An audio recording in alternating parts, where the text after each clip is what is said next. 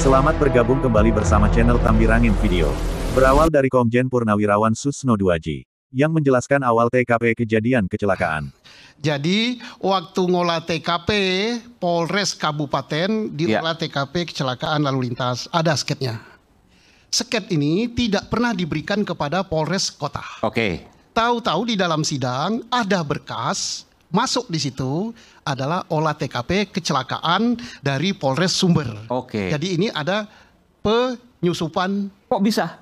Begitu kan? Nah, jadi tidak usah panjang-panjang. Kok bisa gitu Pak Susno? Gimana ceritanya kok bisa seperti itu? Apa yang mungkin? Saya tidak tahu, tapi faktanya Ibu itu ngikut sidang ada seperti itu. Dan itu Ibu dapatkan faktanya dari Polres Kabupaten di Cirebon sana. Ya, yang tidak pernah, saya tidak pernah menyalahkan kok. Anggota menyatakan seperti itu. Polres anggota Polsek yang Sumber melakukan olah TKP kecelakaan lalu lintas ketika disodorkan gambar itu menyatakan bukan saya yang membuat sketsa itu. Oke, baik. Berarti dia punya sketsa sendiri yang olah TKP kecelakaan. Oke, baik. Saya ke Bung Pitra.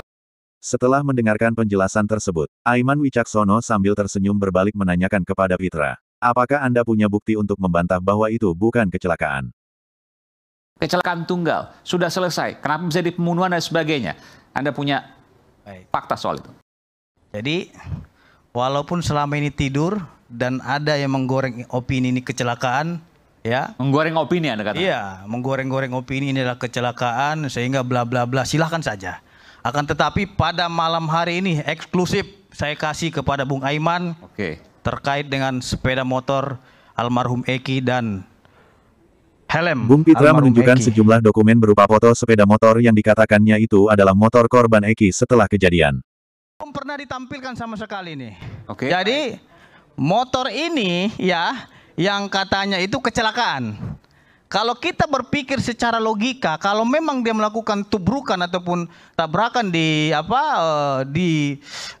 lampu jalan itu pasti ada yang pecah ini atau hancur. Di situ kita tidak lihat ada yang hancur atau pecah dari depannya. Di kan spakbor gitu. Agak bengkok sedikit. Iya, cuma itu aja. Sangat telak. Setelah mendengar apa yang diucapkan Pitra Romadoni, bak petir menyambar. Farhad Abbas langsung mengatakan kalau itu bohong. Dan Farhad Abbas langsung mengeluarkan dokumen foto yang sebenarnya kepada Aiman Wicaksono. Baik, yang artinya itu bohong. Bohong apa aja bohong? Kok bohong? Itu sudah ditampilkan. Ini kami punya motornya kok. Gitu loh. Gambar motornya ada, jelas. Ini mayatnya ada berapa gambar? Nih. Itu di pengadilan ada. Apa yang jadi ini adalah novum kami. Harusnya kan jaksa membantah, jaksa nggak pernah membantah. Ini lihat nih, sama motor terdakwa juga ada di sini nih. Motor, misal motor dulu. Lecet, ini lecet. Gitu loh.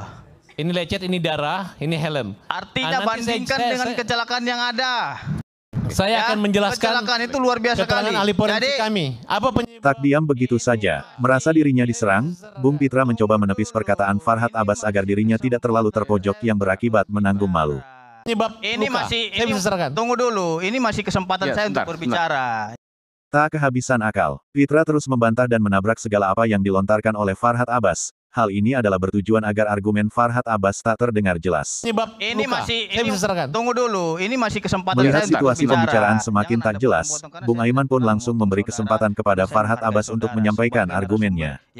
Tapi Bung Farhad juga harus kita dengarkan juga karena ada foto motor yang saya lihat juga sama juga warna biru dan kuning itu. Foto motor, foto mayat, dan foto Eki maupun Pintu kita jadikan novum kita. Dan jaksa dalam jawabannya hanya mengatakan itu sudah pernah, tapi tidak menunjukkan bukti. Jadi saya pastikan itu gambar tidak sesuai. Kalau mereka berani hadir, harusnya jaksa hadirkan juga Rudiana, hadirkan laka lalu lintas, harus hadirkan pada saat kita melanjutkan peninjauan kembali untuk mereka membantah, bukan asal menampilkan gambar motor. Oke, saya jelaskan. Pada saat itu kami menghadirkan saksi ahli, dokter ahli forensik. Jelas kok. Ditanya kenapa bisa patah gitu tanpa ada lebam. Jawabannya gampang. Bahwa itu terjadi karena ada benturan yang keras gitu. Tidak mungkin dilakukan oleh kayu atau tangan manusia. Kalau tangan manusia yang lakukan otomatis ada kayak bentuknya lebam gitu ya. Nah, tapi karena cepat dia patah. Kenapa ada goresan? Ini gara-gara geseran karena. Tapi motornya kan nggak parah. Oh parah, motornya parah. Hanya lecet-lecet saya lihat. Lecet di mana Bu Titin yang gambar depan masih ada. Ya artinya kalau seandainya logikanya, saya paham Mas Bung Pitra. Kalau iya spakbornya itu pecah betul. Iya. Ada lecet. Ya. Tapi dibandingkan dengan kondisi korban, jauh. Justru kita minta dihadirkan polisi, penyidik yang ada olah TKP saat itu. Itu yang mereka sembunyikan sampai saat ini. Nah, karena kesimpulannya sampai terakhir pun di kedokteran, bukan Gunung Jati, visumnya itu tetap kecelakaan tunggal. Dari momen ini terlihat jelas, kalau Farhad Abbas memenangkan argumennya, dan skor 1-0.